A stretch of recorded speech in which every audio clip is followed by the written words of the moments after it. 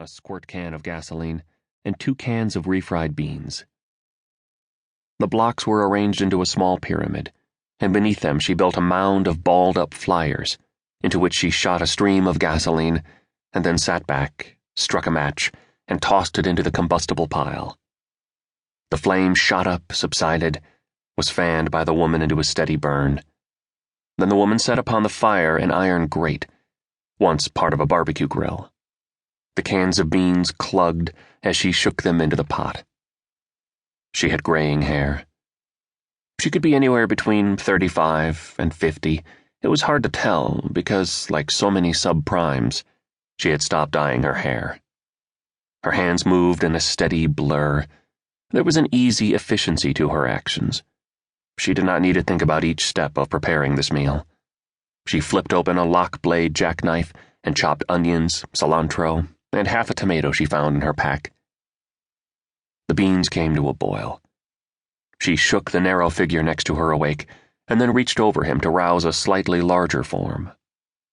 The sleepers resisted until she shoved them again, and then both sat up and rubbed their eyes.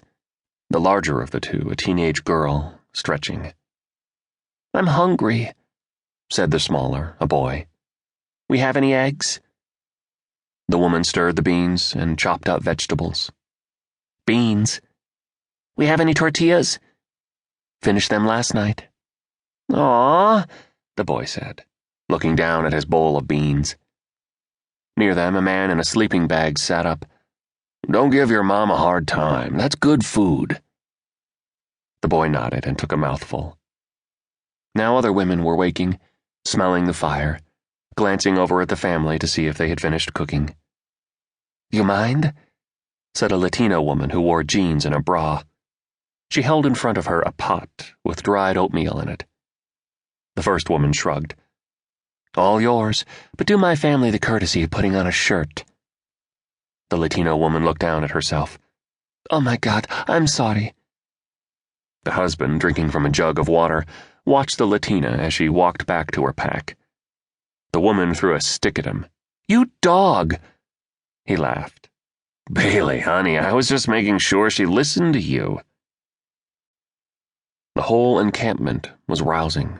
Mothers and fathers trying to figure out how to get their children fed, how to divide scarce water for drinking, cooking, and washing up, and then escorting the youngest to a pit dug behind a pylon so they could make their toilets. They'd been here 3 days. A rough spot, but convenient to day labor for the men, and close to an open water tap behind a gas station. Bailey had developed an internal clock for how long Orionville might last before they were run off. That first afternoon, they had set off from their riverside house, sleeping bags, clothes, and cookware piled into the rear cargo area, and atop the roof of the creaking, ball-tired Ford Flex. Duct-taped rear panel windows, and 6 dashboard service lights, pegged check. She had not known what they were riding into. Her husband, Jeb, said they should head east, get out of California and into Nevada, Colorado, Texas, states where there were rumors about suburbs with abandoned houses stretching to the horizon, and anti-immigration legislation had driven out the Latinos.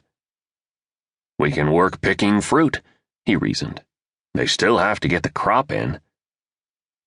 Bailey did not want to remove the kids from school, but what choice did they have?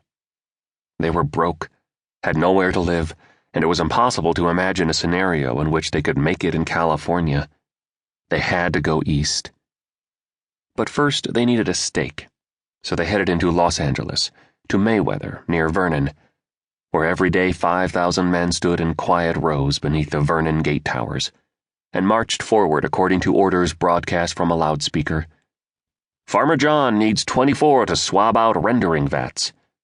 Freezin' hot needs 60 to load the freezer." And Jeb took his place among the men every morning shortly after dawn.